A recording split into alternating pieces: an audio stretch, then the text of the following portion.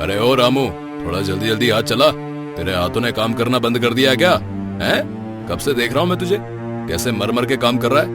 नहीं मालिक, वो बस आज मेरी थोड़ी जो है तबीयत खराब सी है, बस इसीलिए। हाँ, तेरी तबीयत कब ठीक रहती है? जब देखो हमेशा तेरी तबीयत ही खराब रहती है। कभी कोई ऐसा दिन गया है कि जब तू सही सलामत हो? मालिक मैं क्या करूं, आपके घर के इतने काम हैं कि मैं तो करते करते बहुत थक जाता हूं, और जिस वजह से मुझे आराम नहीं मिलता तो मेरी तबीयत खराब हो जाती है। मैं जानबूझ के बीमार थोड़ी ना होता हूँ। रामू से ऐसा सुनकर किशन गुस्से में रामू को एक थप्पड़ जड़ देता है। अरे मालिक, आपने मुझे मारा क्यों? अरे बहुत ज्यादा जुबान चलने लग गई है तेरी, हैं? अपनी जुबान को लगाम दे, कहीं किसी दिन ऐसा ना हो कि मैं तेरी जुबान ही काट लूं, समझा? मालिक मैं तो बस आपको बोल ही रहा था। चल अब बहुत हो गया। ऐसा ना हो कि पूजा की शादी के साथ साथ तेरी अर्थी भी उड़ जाए। चल जा यहाँ से और जाकर देख पूजा तैयार हुई या नहीं। जी जी मालिक, अभी जाकर देखता हूँ। ऐसा कहकर रामू पूजा के पास जाने लगता है। अगर इस थप्पड़ का बदला मैंने तुझसे नहीं लिया तो मेरा नाम भी रामू प्रसाद झुनझुन वाला नहीं। अरे पूजा बिटिया, तुम इतनी उदास क्यों हो, और तुम अभी तक तैयार क्यों नहीं हुई? मालिक तुम्हें नीचे बुला रहे हैं। काका, काका मुझे बचा लीजिए, मैं भी ये शादी नहीं करना चाहती हूँ। मैं पढ़ना चाहती हूँ और अपनी माँ का सपना पूरा करना चाहती हूँ। बिटिया, जिसके माँ बाप नहीं होते हैं तो ये दुनिया उसे अपनी मर्जी के हिसाब से जीने नहीं देती। काका, अब मेरी माँ नहीं है तो इसमें मेरी क्या गलती है? माँ तो मुझे छोड़ के चली गई और पापा मेरे पास होते हुए भी मेरे पास नहीं है। उन्हें तो बस दिन रात शराब ही चाहिए होती है। बिटिया देख, मैं तेरे लिए कुछ नहीं कर सकता।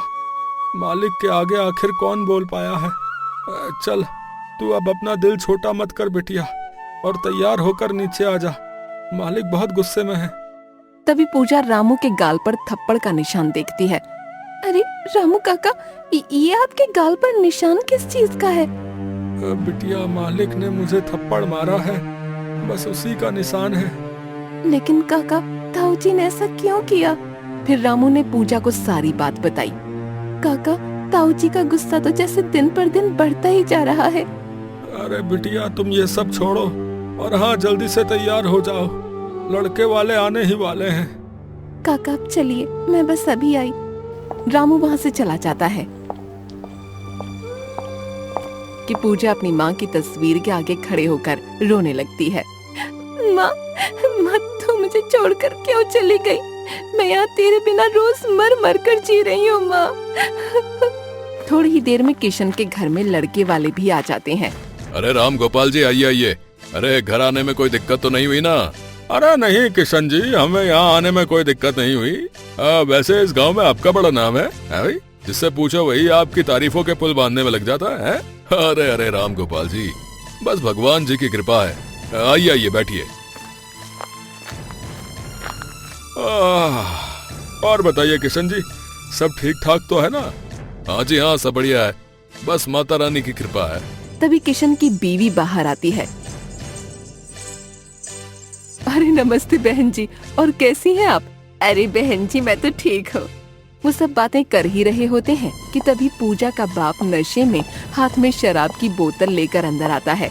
उसे देखकर किशन और कमला चौंक जाते हैं। अरे भाग्यवान, ये रमेश इतनी जल्दी कैसे आ गया?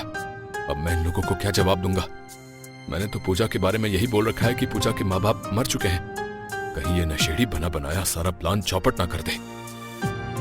हाँ जी, मैं भी यही सोच रही हूँ कि इन लड़के वालों से ये ना बोल दे कि पूरा घर पूजा के नाम है, नहीं तो हमारी सारी मेहनत खराब हो जाएगी।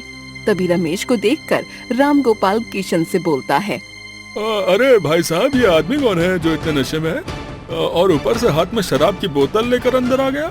अरे तू कौन है बे, जो मेरे घर में मुझे ही आने से रोक रहा है बे? रमेश के इतना बोलते ही किशन हड़बड़ाते हुए राम गोपाल से बोलता है। अरे आप इसकी बात पर ध्यान मत दीजिए, ये हमारा नौकर है।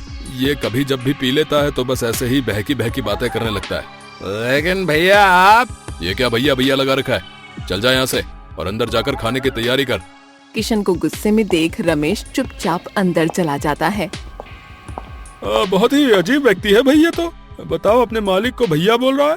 अरे वो क्या है ना कि ये बचपन से यहीं रहा है, तो बस इसलिए मुझे भैया बोलता है। अरे आप ये सब छोड़िए, मैं अभी आपके लिए चाय नाश्ते का बंदोबस्त करवाता हूँ। अरे रामू, अरे जरा सबका चाय नाश्ता तो लेकर आ, जो पूजा बिटिया ने अपने हाथों से बनाया है। जी अभी लाया मालिक। तभी रामू सबके लिए चाय समोसे लेकर आता है कि तभी उसकी नजर मोहन पर पड़ती है, जो पूजा से शादी करने के लिए आया था। भगवान, ये तो कोई लड़का नहीं है, बल्कि ये तो देखने में पूजा बिटिया का बाप लग रहा है। हे राम, ये मालिक क्या अनर्थ कर रहे हैं कोमल सी पूजा बिटिया पर। मैं ये शादी किसी भी हाल में नहीं होने दूंगा। मैं पूजा बिटिया की जिंदगी बर्बाद नहीं होने दूंगा। अरे खड़ा खड़ा क्या सोच रहा है, ये सब नीचे रख और जाकर देख खाना तैयार हुआ या नहीं। रामू वो सब नीचे रख देता है और किशन की ओर देख कर धीरे से बोलता है। मालिक, आप पूजा बिटिया के साथ ऐसा क्यों कर रहे हैं? ये तो छोटे मालिक की उम्र का है। अरे तुझसे किसी ने अपनी राय मांगी नहीं ना, तो जा और अंदर जाकर खाने की तैयारी कर। लेकिन मालिक, लगता है सुबह का थप्पड़ भूल गया तू, तभी तेरी इतनी जुबान चल रही है। किशन को गुस्से में देख रामू काका वहाँ से चले जाते हैं। अरे बहन जी, बातें तो बहुत हो गईं, अब जरा पूजा को बुला लीजिए। अरे हाँ क्यों नहीं, अब बस अभी बुलाती हूँ। फिर कमला पूजा को बुलाने चली जाती है।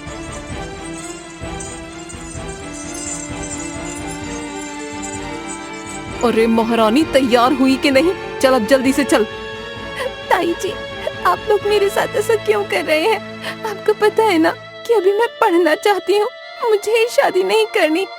ज्यादा ना अपनी जुबान मत चला, समझी? अभी भेजूंगी तेरे ताऊजी को। और हाँ, थोड़ा मुस्कुरा दियो। अगर ये रोने की सी सूरत लेकर गई ना लड़के वालों के सामने, तो फिर मुझसे बुरा कोई नहीं होगा, समझी?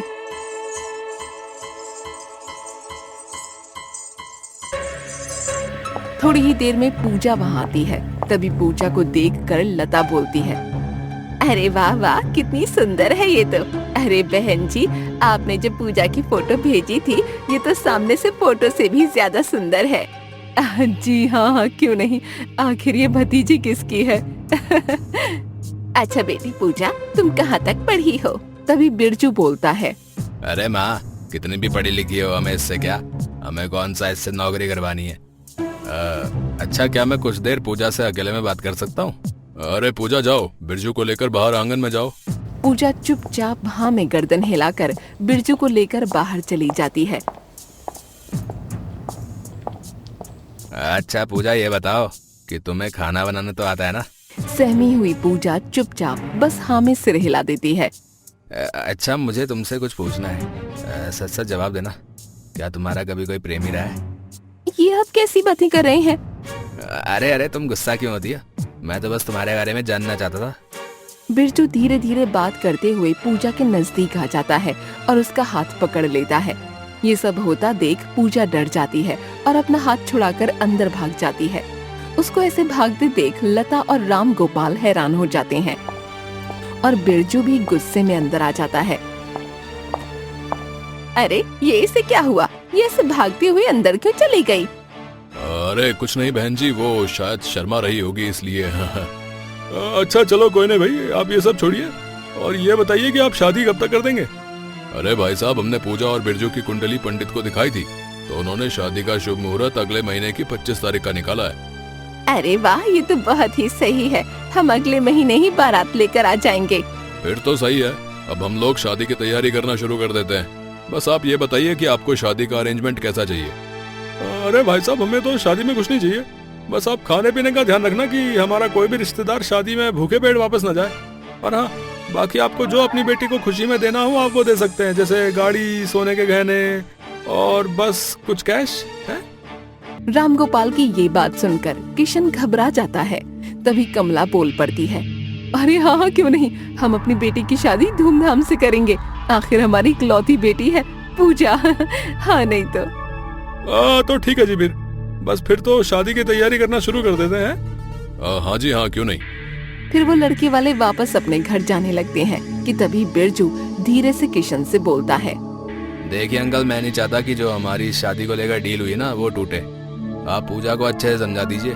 मैंने बस उसका हाथ पकड़ा और वो ऐसे गुस्से में भागी जैसे पता नहीं मैंने उसे क्या ही कह दिया वहाँ। अरे अरे बेटा, तुम परेशान मत हो, मैं उसे समझा दूंगा। बस तुम वो 5 लाख रुपए की हमारी डील याद रखना।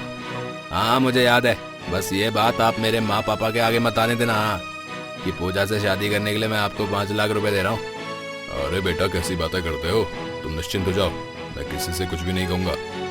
फिर वो लड़के वाले वहाँ से चले जाते हैं और किशन गुस्से में पूजा के कमरे में जाता है। पूजा, अरे ओ पूजा, कहाँ मर गई? जी ताऊ जी, क्या हुआ? क्या हुआ कि बच्ची, आज तेरी वजह से ये रिश्ता टूटते टूटते बचा है। बस मैं ही जानता हूँ कि कैसे मैंने बिरजू को इस शादी के लिए मनाया। हाँ तभी वहाँ पर कमला आ जाती है। अरे क्या हो गया, इतने गुस्से में क्यों हो? तुम्हारा बीपी बढ़ जाएगा, जरा अपने गुस्से को काबू में कीजिए ना। अरे गुस्सा क्यों ना करूं, एक तो हम इसकी शादी करवा रहे हैं, इस पर एहसान कर रहे हैं, और एक ये है कि जो शादी तोड़ने में लगी हुई है। अरे हेरी, क्या किया तूने? ताई जी मुझे नहीं पता, ताऊ जी क्या कह रहे हैं, मैंने ऐसा कुछ नहीं किया। अच्छा, तूने कुछ नहीं किया? बिरजू तेरा होने वाला पति है, और अगर उसने तेरा हाथ पकड़ लिया तो इसमें क्या हुआ है? उसने बस हाथ ही तो पकड़ा था, खा थोड़ी रहा था तुझे। ताऊ जी मुझे उसका हाथ पकड़ना अच्छा नहीं लगा, बस इसलिए मैं वहाँ से भाग आई। देख पूजा, मैं साफ साफ शब्दों में बोल रहा हूँ, अगर ये शादी टूटी तो मैं तुझे जिंदा जला दूंगा, बता रहा हूँ। किशन की ये बात सुनकर पूजा बहुत ज्यादा डर जाती है कि तभी वहाँ पर रमेश आ जाता है। भैया आप ये पूजा से कैसे बात कर रहे हैं? आप मेरी पूजा को जिंदा जलाएंगे हैं? रमेश को इतने गुस्से में देख किशन और कमला डर जाते हैं। अरे नहीं नहीं किशन, वो तो मैं बस उसे ऐसे ही कह रहा था। अरे आखिर ये हमारी भी तो बेटी है। देखिए भैया, पूजा मेरी इकलौती बेटी है और ये मेरी बीवी कुसुम की आखिरी निशानी है। अगर इसे किसी ने नुकसान पहुंचाने की कोशिश की तो मुझसे बुरा कोई नहीं होगा। रमेश को पूजा का ऐसे पक्ष लेते देख पूजा खुश हो जाती है। पापा मैं ये शादी नहीं करना चाहती हूँ, मैं आगे पढ़ना चाहती हूँ और माँ का सपना पूरा करना चाहती हूँ। पूजा को ऐसे बोलते देख किशन और कमला घबराए हुए एक दूसरे को देखने लगते हैं। अरे पूजा बेटी, तू ये क्या कर रही है? देख तेरे ताऊजी ने तेरे लिए कितना अच्छा लड़का देखा है, वो तुझे हमेशा खुश रखेगा। लड़का? ताऊजी वो किस हिसाब से लड़का है? पापा वो लड़का नहीं है, वो तो आपकी उम्र का है जिससे ताऊजी मेरी शादी करवाना चाहते हैं। अरे बेटी तो क्या हुआ, तो ये तो देख कि वो तुझे कितना खुश रखेगा, और हाँ उसके पास बहुत धन दौलत है, वो तुझे रानी बनाकर रखेगा। देखिए भैया, हम भी गरीब नहीं है और ये मेरी इकलौती बेटी है, और वैसे भी इसे पैसों की क्या जरूरत है? ये सारी जायदाद इसी की तो है। देखिए आप उन लोगों से बोलिए कि हम ये शादी नहीं कर सकते, क्योंकि मैं अभी अपनी बेटी को पढ़ाना चाहता हूँ, समझे? किशन और कमला गुस्से में वहाँ से चले जाते हैं। इस रमेश को एकदम से क्या हो गया? वैसे तो ये नशेड़ी हरदम नशे में ही घूमता रहता है, और आज ये बिना पिए आया और देखा कैसे मुझसे गुस्से में बात कर रहा था। अरे आप रमेश को छोड़िए, ये सोचिए कि अब क्या होगा। हमने जो 5 लाख की डील बिरजू से की है उसका क्या होगा? हमारे वो 5 लाख रुपए तो गए। वो दोनों आपस में बात कर ही रहे होते हैं कि तभी वहाँ पर कमला का भाई मोहन आ जाता है। अरे दीदी क्या हो गया, आप दोनों ऐसे परेशान क्यों रखे हो? अरे भाई तुझे अब मैं कैसे बताऊं? अरे दीदी वैसे ही बताओ जैसे बताते हैं, मुंह से। अबे बेशरम, यहाँ हम परेशानी में है और तुझे मस्ती सूझ रही है बे? अरे जीजा जी, मैं तो बस थोड़ी सी मस्ती कर रहा था। अच्छा दीदी बताओ तो क्या हुआ है, बताओ ना। फिर कमला मोहन को सारी बात बताती है जो रमेश ने किशन से कही थी। अच्छा तो बात ये है, लेकिन वो रमेश तो एक नंबर का नशेड़ी है, फिर उसमें अपनी बेटी के लिए इतना प्यार कहाँ से आ गया? अरे वही तो भाई, इस रमेश ने हमारा सारा प्लान चौपट कर दिया है। अरे दीदी तुम परेशान मत हो, इस रमेश का इलाज है मेरे पास, फिर देखना कैसे तुम्हारा ये प्लान पूरा होता है। अरे तू कहना क्या चाहता है, जरा साफ साफ बता। फिर मोहन उन दोनों को अपना प्लान बताता है। अरे वाह मोहन, तूने क्या आइडिया दिया है। अब देखती हूँ कि ये शादी कैसे रुकती है। हाँ, और इस प्लान को हम आज ही पूरा करेंगे।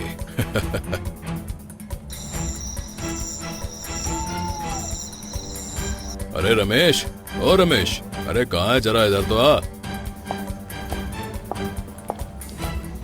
हाँ भैया बताइए, क्या हुआ, आपने मुझे बुलाया क्या? अरे आजा रमेश, आजा हमारे साथ बैठ, आजा हमारे साथ 1-2 पैग लगा ले। अरे नहीं भैया, आज से मैंने अब शराब पीनी छोड़ दी है। अरे क्या रमेश जी हैं, मैं रोज रोज थोड़ी ना आता हूँ, कोई नहीं आज हमारे साथ पी लीजिए, कल से आप पीना छोड़ देना।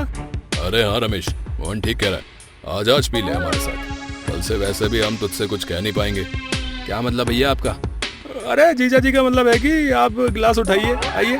फिर रमेश भी उन लोगों के साथ बैठ जाता है और जैसे ही रमेश गिलास उठाता है कि तभी मोहन धीरे से वहाँ रखा गिलास नीचे गिरा देता है। अरे ये कैसे गिर गया? रमेश जी आप उठा देंगे? जैसे ही रमेश वो गिलास उठाने के लिए झुकता है कि तभी किशन अपनी जेब से एक दवाई की शीशी निकालता है और एक गिलास में डाल देता है। अरे ये लीजिए रमेश जी। रमेश वो दवाई मिली हुई शराब पी लेता है और थोड़ी ही देर में वो वहीं बैठे बैठे मर जाता है। अरे मोहन, मुझे लगता है कि हमारा काम हो गया। हाँ जीजा जी आप सही कह रहे हैं, देखा मेरा आइडिया है। हाँ भाई, मान गए तुझे। मैं तो तुझे बेवकूफ समझता था, लेकिन तू तो हीरो निकला बे। अरे बस जीजा जी, अब इतनी भी तारीफ मत कीजिए मेरी।